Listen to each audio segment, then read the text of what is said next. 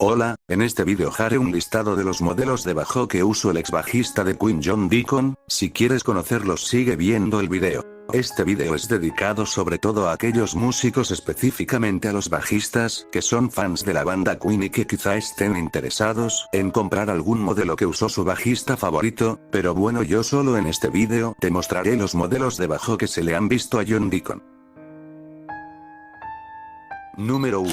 Se dice que cuando Dick era todavía muy joven, a mediados de la década de los 60s, formó su primera banda, llamada The Opposition.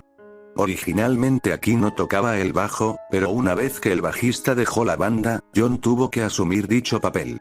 Para ello, John se dirigió a Cox Music Shop en Leicester, donde compró su primer bajo, un Echo, que le costó solo unas 22 libras esterlinas 1, 2, o 60, según otras versiones 3. En virtud de este cambio, la banda también cambió su nombre, por el de The New Opposition. Número 2. Años después, Deacon audicionaría para entrar a una banda de esas como pocas las hay. La banda no era otra que Queen, claro. Para sortear dicha prueba, Deacon usó un bajo Rickenbacker modelo 40014, reflejo de su admiración por Chris Squire, bajista de la banda Yes.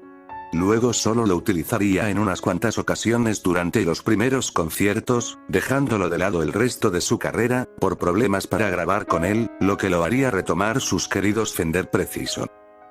Número 3. Sin duda alguna, el bajo, o los bajos, mejor dicho, que más acompañaron la carrera de John y de Queen fueron dos bajos marca Fender, modelo Precision. Originalmente ambos tenían un acabado color Sunburst. Lo único que los diferenció siempre fue que en el clavijero de uno el logo de Fender figura de color plateado y en el otro el logo es negro. Inicialmente el primero era usado como titular y el segundo como backup, pero antes de las sesiones de A Night at the Opera este orden fue invertido. Estos dos bajos, bajo la mencionada coloración, fueron los cómplices de Deacon durante los comienzos de Queen. A modo meramente ejemplar, es posible verlos en videoclips como Liar, Killer Queen, Keep Yourself Alive, así como también en vivo, desde fines de 1972 hasta 1975, aproximadamente. Número 4. Como decía anteriormente, ya en 1975 aproximadamente Deacon decidió darles un nuevo look a sus regalones. Así, encargó removerles la pintura, quedando con un acabado natural.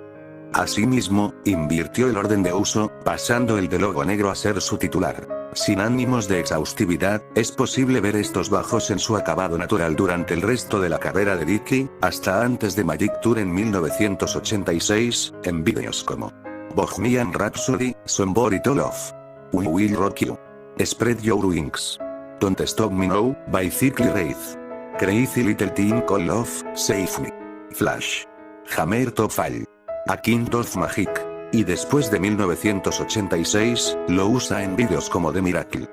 También es posible verlo en vivo en las giras desde 1975 hasta 1985 aproximadamente.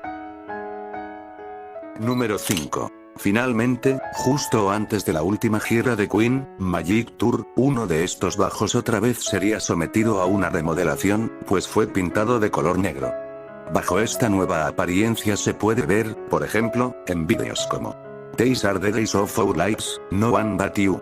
De igual modo, en vivo fue usado en la mayoría de Magic Tour, Knebworth Park fue una excepción, y posteriormente en 1992 para The Freddie Mercury Tribute Concert, salvo en Radio Gaga. Número 6. Aproximadamente en 1981, Fender le obsequió a John un Fender Precision de color amarillo opaco, que probablemente haya sido solo un prototipo.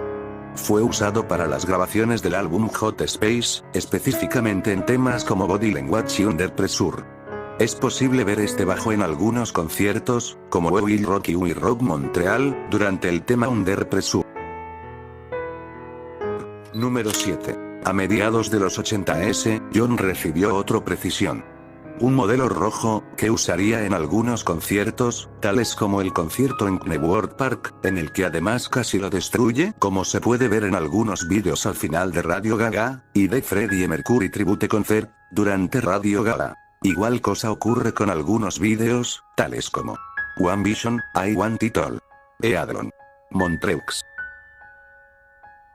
Número 8. A comienzos de 1977 John se hizo de otro Precision, un fretless esta vez, con acabados Sunburst, como originalmente fuesen sus Precisions tradicionales.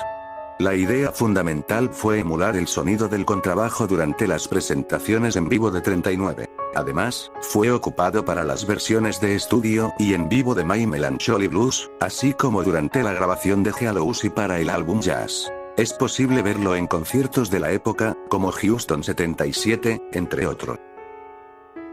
Número 9. Durante una gira de Queen en Estados Unidos, a fines de los 70s, 1977 probablemente, Deaky adquirió otro Fender, un modelo muy antiguo, de los primeros producidos por Fender. Ya llegados los 80 se dejó de usarlo en general, salvo en la grabación de Coming Soon para The Game y el video de Bad Chat. Número 10. Cuando Queen daba sus primeros pasos todavía, para una presentación en Killer Queen en Top of the Pops en 1974, Dickie no utilizó alguno de sus tradicionales Fender Precisions, sino que aparece tocando un Fender Jazz, para mayor anormalidad del video, pues en él, Brian May figura tocando una Fender Stratocaster y no su red especial. Desconozco el motivo de ambas rarezas. Si alguien lo supiera, le agradecería compartirlo.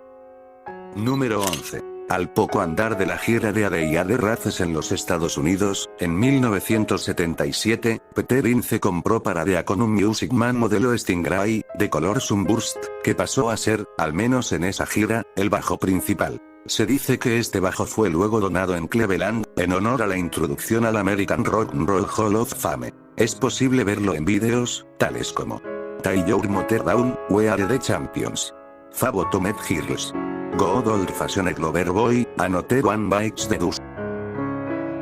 Número 12. Durante 1980, la empresa Kramer produjo un modelo personalizado para John Deacon. Se trataba de un Kramer de EMZ, customizado con una cápsula de marcio, color café claro. Es altamente reconocible este bajo por la forma de su caja y por el peculiar diseño del clavijero en forma de V. Solo fue usado para un par de vídeos. Play the Game, las palabras de amor. También fue usado como backup de Queen Rock Montreal en adelante hasta la gira de Hot Space. Número 13. Ya en 1986, John Deacon adquirió un Warwick modelo Buzzard, diseñado por el señor John Entwistle, bajista de The Who, de color café. Es altamente llamativo este bajo por la forma tan especial que tiene. Fue usado en un par de presentaciones, dobladas, nunca en vivo ni en grabaciones. Ejemplos de esto. Friends Will Be Friends, Montreux, en 1986. Número 14. Llegando a fines de los 80s, un luthier, Roger Giffin, fabricó un nuevo bajo para Deacon de color café oscuro.